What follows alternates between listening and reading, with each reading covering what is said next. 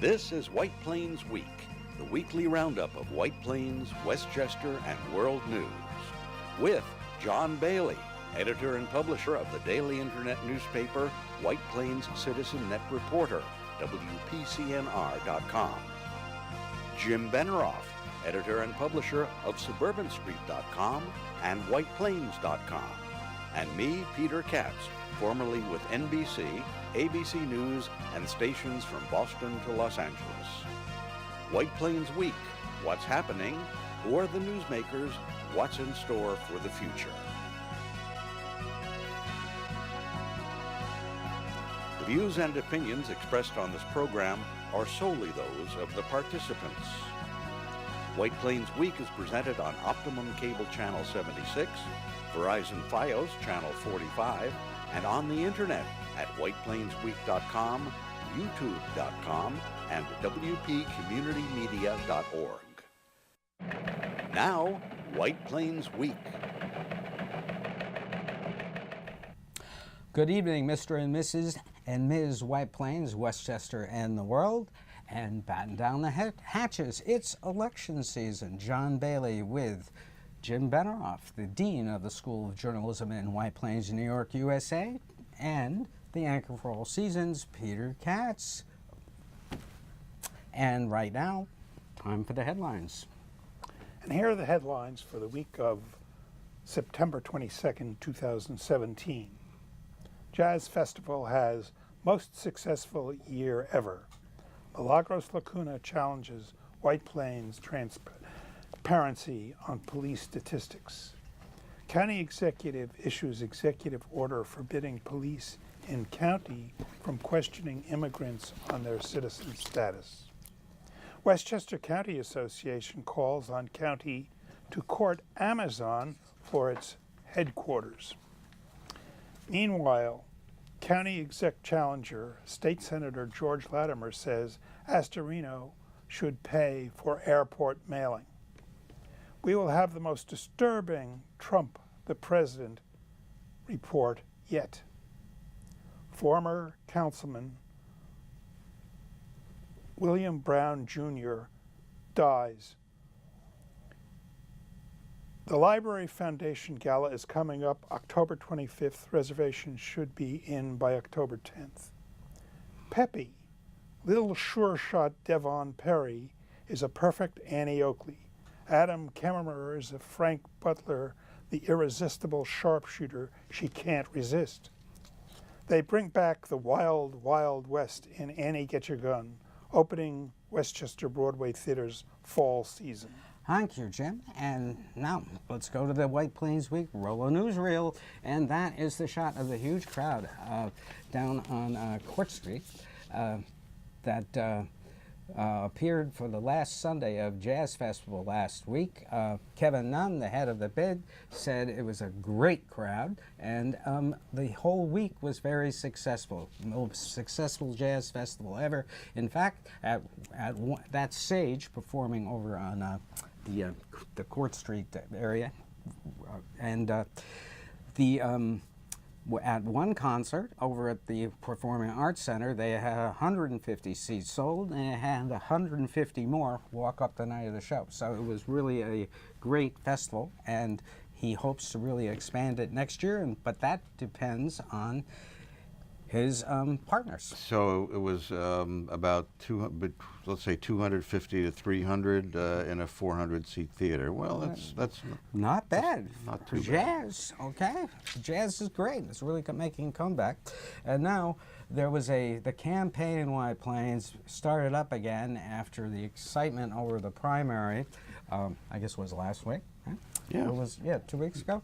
And Milagros Lacuna, shown here in a previous press conference, put out a press release drawing attention to the fact that a report taking cover how New York police departments resist transparency, put out by the New York Civil Liberties Union, accused police departments, including White Plains' police department, that it took 7 months to complete Freedom of Information Law requests regarding the use of force by police, stops and detentions, complaints about alleged misconduct, racial profiling, and the use of surveillance. Now, this is an intriguing campaign tack, because generally in White Plains, wouldn't you guys agree, people like the police, generally. Well, traditionally think there's they're been good. a good relationship, Yeah. and the police department has reached out to members of the community. I mean, they will send officers around to attend neighborhood association meetings. They will work with neighborhood associations on implementing safety initiatives. They will work very closely with the various portions of the community, demographic sections of We the even community. we had several policemen at a service at the Congregation Colomie on a Friday night, just to meet people. It went very well, and I think was very well attended. You know, certainly, at times where there are international issues which have a religious note, even at happy times of year. So happens to be Jewish New Year celebration, and Happy New Year to all of our Jewish friends out there. But the police will go out of their way to provide services for various religious institutions around town. On Sundays, you always see police out there happily directing traffic as people go to and leave from church services. On Jewish high holy days, they are there at the synagogues to help out. So, generally in this city, it's rare to see issues involving the police. Occasionally it happens. We have the Kenneth Chamberlain situation, Right. which was a major issue involving the police. Yeah. But those things are rare in White Plains. Well, there have been corrections since then, I believe, after that incident. But now, this week, County Executive Robert Astorino put out a press release announcing an executive order on immigration prior to the county legislature's scheduled vote on an override coming up this coming Monday. And what the immigration executive order does, and this is a copy of it, it basically prohibits county police officers and employees from questioning, interrogating, investigating an individual based solely upon any of the following: actual or suspected citizenship or immigration status, or actual or suspected country of birth. However, if they are being investigated for a crime, or a possible crime, or an alleged crime offense, they can question them about their citizenship status. Well, That's part of the as executive we know, order. the Trump administration wants to crack down on immigration. And in the case of the cities which have refused to cooperate with the federal immigration forces, the administration has threatened to do away with federal funding for them. That's their way of trying to exert some leverage and get cooperation, so that every police officer in the country, if the Trump administration had its way, would become an extension of the Immigration and Naturalization Forces, the INS people. In fact, that's why Mr. Astorino vetoed the Immigrant Protection Act, because he thought it would jeopardize county funding. Well, federal funding to the Federal county. funding, yes. So what this does basically, it provides some comfort, not total comfort, but some comfort, that if you're an immigrant, and if your skirts are clean, and if you don't get into trouble, and if they don't trump up charges, no pun intended in the use of the word trump up, against you, then you will be protected by the county law enforcement. Well, it would seem that also that if they're going to have local police doing any enforcement of that, And I would think that they would need some training in immigration law. And I don't assume that they just going to know all the facts and figures and so forth. And I do assume that the ISIS people are The ICE people. the ICE people. Yes, ISIS is a very different bunch of people. You know, are Thin ice pretty knowledgeable about the law. But you know, Anyway, you can see that as we get deeper into the campaign for Westchester County Executive, the matter of immigration is going to remain an issue. Right. And speaking of issues, you showed this to us last week. That was a mailing put out on the airport, put out by the Astorino administration, and basically it's looking to dispel arguments that the leasing of the Westchester County Airport on a 40-year lease to a private operator is tantamount to selling it off, to taking this public asset and giving it away to a commercial operator. Well, this week, George Latimer has demanded that his opponent in the county executive race has demanded that Mr. Astorino pay back the cost of the mailing, which came out of airport funds. Latimer's feeling is it's really not a public information mailing to try to educate members of the county, but it's a political mailing in disguise. It's a public service mailing, right? Well, if you're Astorino, that's what you're saying. Right. And another thing that happened, which I saw, Mr. Astorino has been running really heavy-handed advertisements on News 12 criticizing Mr. Latimer for tax increases that he is supposed to be John, in the context of political advertising, I think you'll agree too, Jim, what we see in negative ads on television these days really are commonplace. And I did see the anti-Latimer ads from Astorino, and basically it looks like routine. He is political advertising. Well, obviously, Astorino is concerned about Latimer. I would think so. I mean, the context of the ads is to try to run up George Latimer's negatives, to try tax and spend Democrat. That's right. Cast him as a the old cliche tax and spend Democrat. Yeah. Right. And in another interesting issue is that Bill Mooney of the Westchester County Association put out a letter to the media, and in which he suggests that Amazon be courted by Westchester County. It was less a letter to the media than it was a piece for the Journal News. Which nobody read. And it was an opinion piece which the Journal News published, and then he met with the Journal News editorial board. And there are other news outlets in the county which knew nothing about Bill Mooney's position on this until it appeared in the Journal News. So I really wouldn't characterize it as something that he put out to the news media. Well, he sent as it a to whole. me. He sent it to me. I count. But did you get it before the Journal News got it? I got it the same day. The same time when it appeared in the Journal News. Yes, so the Journal News had to have it first. Well, we need to establish an editorial board too.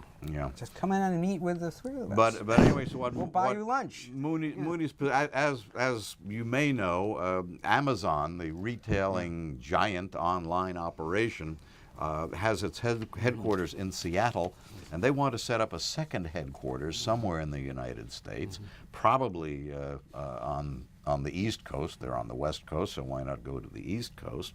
And so they are looking for proposals.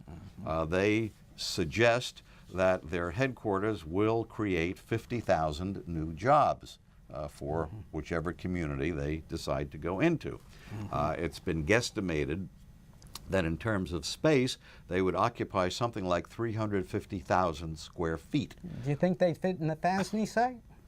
French-American School? Well, there's property there, but I don't think a 350,000 square foot commercial up. operation You could go up. would help there.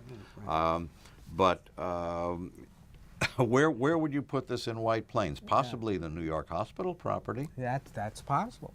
But Possibly that is operating. Possibly out on Westchester Avenue. Is Take way over an empty. office park.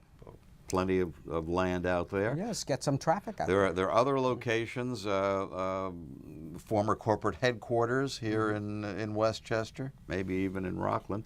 But now we've seen nothing formal in the way of interest on the part of Westchester County. Certainly nothing formal in the way of interest on the part of White Plains. If you look just across the border, in Connecticut, the cities of Hartford, Stamford, Danbury, Lots of stuff. Bridgeport, and Fairfield all have expressed interest in it, and they all are at various stages now of preparing formal proposals for But this. the big thing that this, I thought, means is that a opponent of Astorino could make an issue of the fact that Astorino is not making a move. He's not ready to develop. He doesn't have a team going down to the To go out Bezos and try to say, sell "You gotta West Yeah, sell well, to I us." don't, a facility like that, and are you sure about the 350,000 square feet? That's a guesstimate. They have not said approximately, but some who have So I analyzed think what they're looking for their suggest that. warehouse in Seattle is how big? Do you know? I don't know. They have warehouses, all over the country. I don't know the footprint in Seattle. Yes. I don't know. I don't really know any place in Westchester where you could fit something that big comfortably and handle all of the ancillary. It requires a lot of thought. Well, maybe that's why he did not make a move. But still, it is an issue that could develop. Meanwhile, there is an issue. It is time for Trump the president. And one thing that intrigued me most about Trump the president this week is I was struck by an eerie parallel, Peter. Next slide, please. And that was when Nikita Khrushchev, back in 1960, addressed the UN and did quite a stir with his pounding his fist. And I understand were there. You're talking about his Trump's sometimes bellicose attitude in his speech, and indeed Nikita Khrushchev, who was the premier of the Soviet Union, did make a famous speech at the United Nations in September of 1960.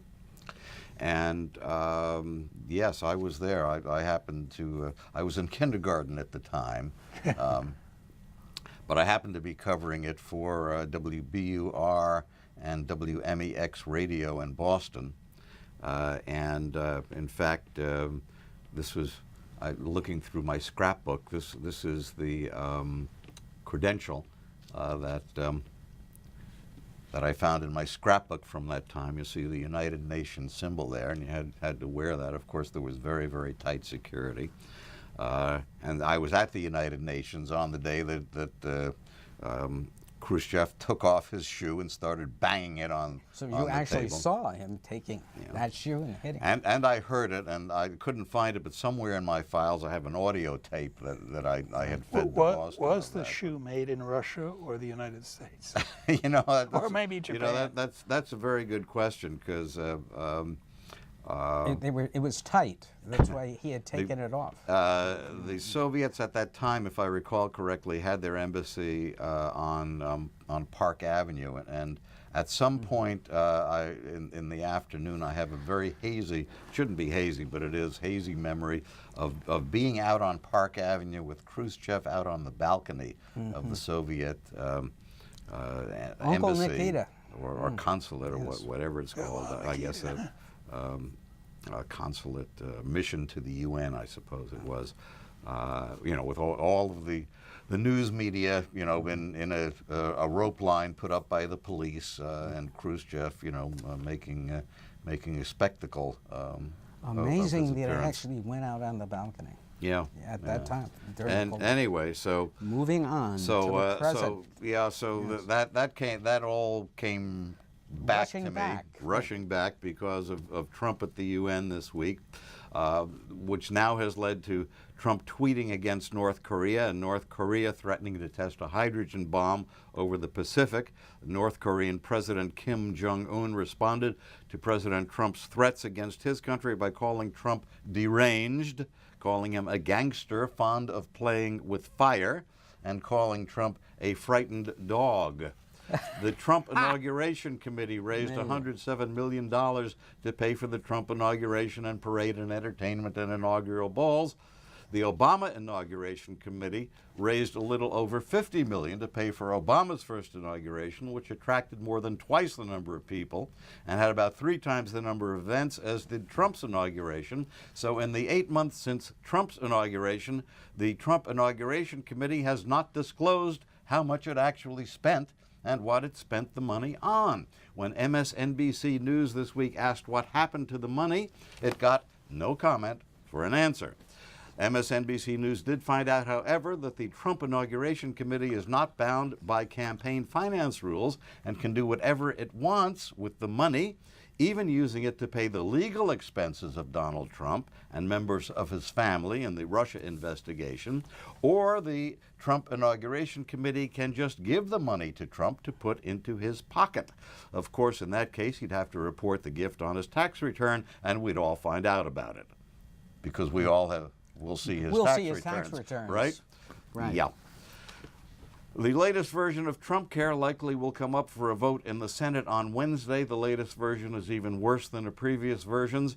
An analysis not by the Congressional Budget Office, but by a private organization shows that it would kick a whopping 32 million people off health insurance and phase out Medicaid for tens of millions more. Now, this version is written by Republican Senators Bill Cassidy of Louisiana and Lindsey Graham of South Carolina. The bill would cost hundreds of billions of dollars in Medicaid funding around the country.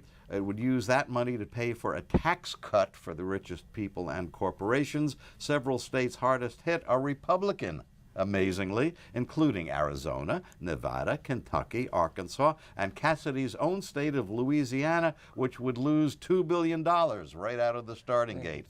Right.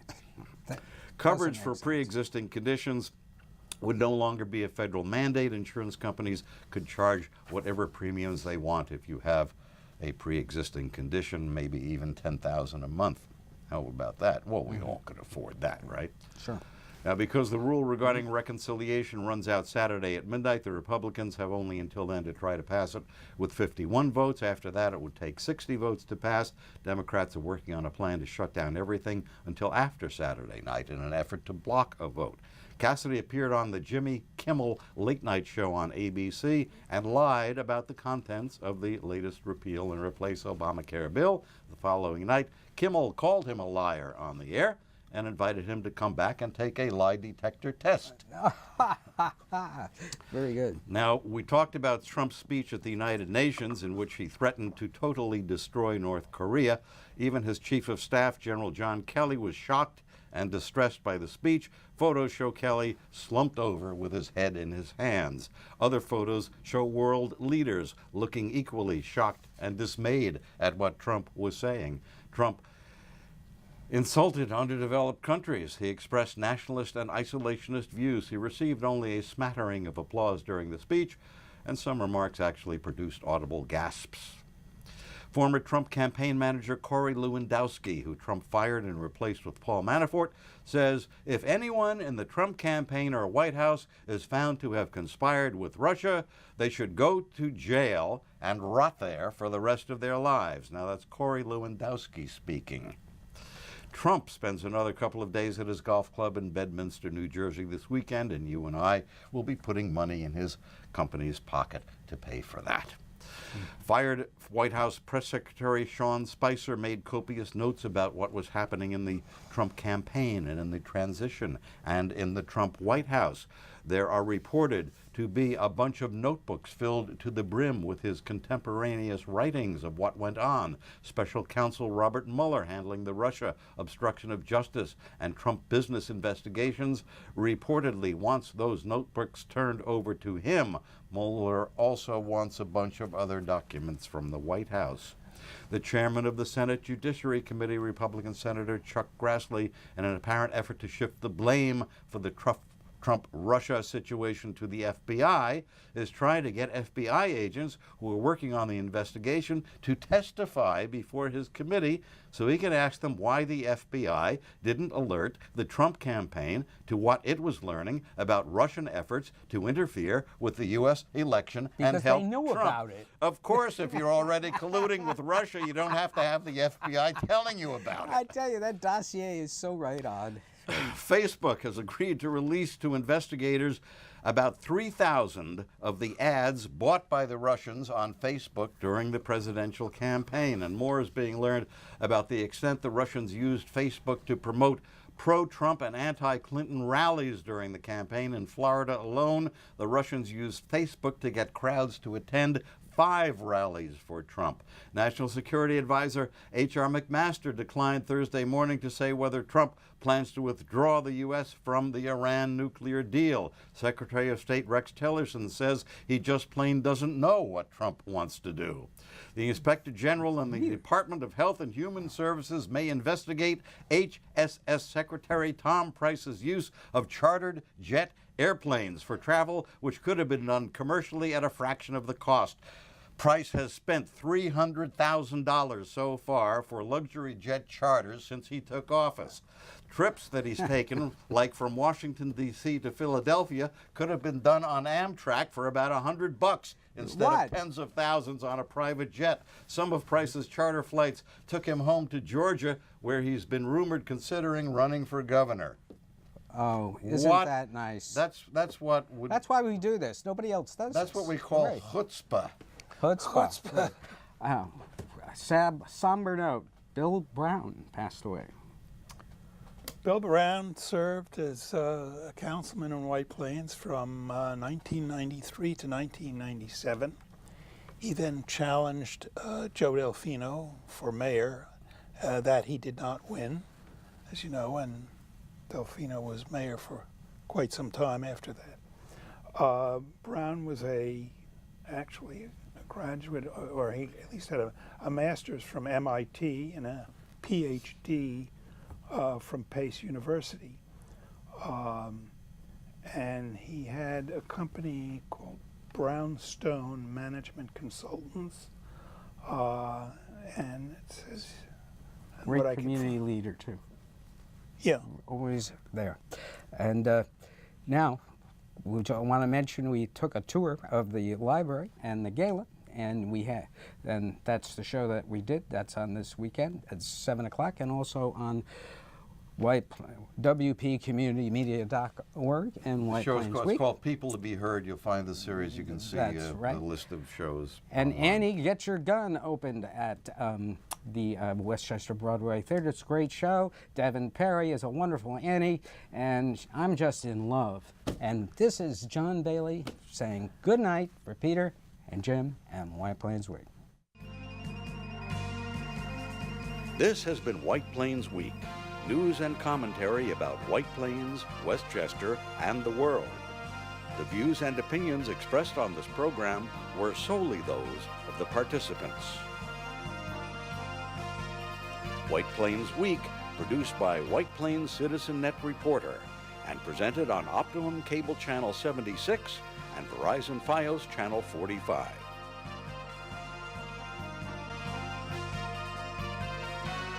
You may view White Plains Week anytime on the internet at whiteplainsweek.com, youtube.com, and wpcommunitymedia.org.